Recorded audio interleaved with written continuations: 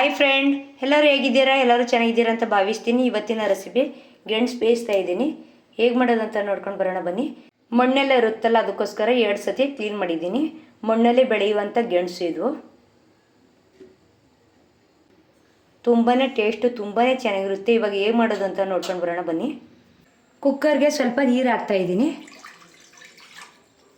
ನೋಡಿ, ಗೆಣಸು ಹಾಕ್ತಾಯಿದ್ದೀನಿ. ಇನ್ನೊಂದು ಸ್ವಲ್ಪ ನೀರು ಹಾಕ್ತಾಯಿದ್ದೀನಿ. ನೀರನ್ನ ಎಷ್ಟು ಬಿಟ್ಟಿರೋ ಸಾಕು. ಗೆಣಸು ಮುಳುಗ ಮಟ್ಟಕ್ಕೆ ಬಿಟ್ಟಿದ್ದೀನಿ ನೀರನ್ನ.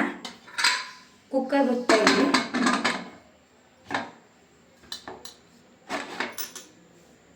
ಒಂದು 3 ವಿಜಿಲ್ ಆದರೆ ಸಾಕು.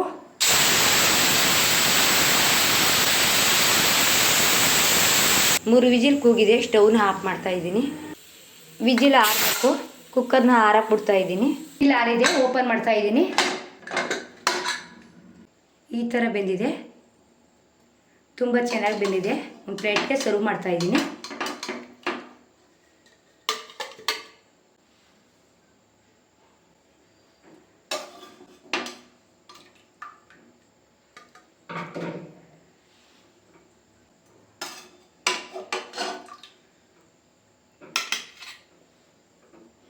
ನೋಡಿ, ಗೆಣಸು ರೆಡಿಯಾಗಿದೆ. ಟೇಸ್ಟ್ ಮಾಡೋಣ ಬನ್ನಿ. ತುಂಬಾ ಚೆನ್ನಾಗಿರುತ್ತೆ ಗೆಣಸು. ನೋಡಿ, ಆರಿದ್ಮೇಲೆ ಸಿಪ್ಪೆನ ಈ ಥರ ಓಪನ್ ಮಾಡಬೇಕು.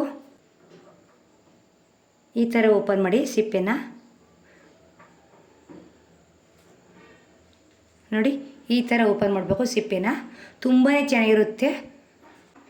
ಈ ವಿಡಿಯೋ ಇಷ್ಟ ಆಯಿತು ಅಂದರೆ ಲೈಕ್ ಮಾಡಿ, ಶೇರ್ ಮಾಡಿ, ಕಮೆಂಟ್ ಬಾಕ್ಸಲ್ಲಿ ಕಮೆಂಟ್ ಮಾಡಿ, ಸಬ್ಸ್ಕ್ರೈಬ್ ಮಾಡ್ಕೊಳ್ಳಿ. ಮತ್ತೊಂದು ರೆಸಿಪಿಲಿ ಸಿಗ್ತೀನಿ.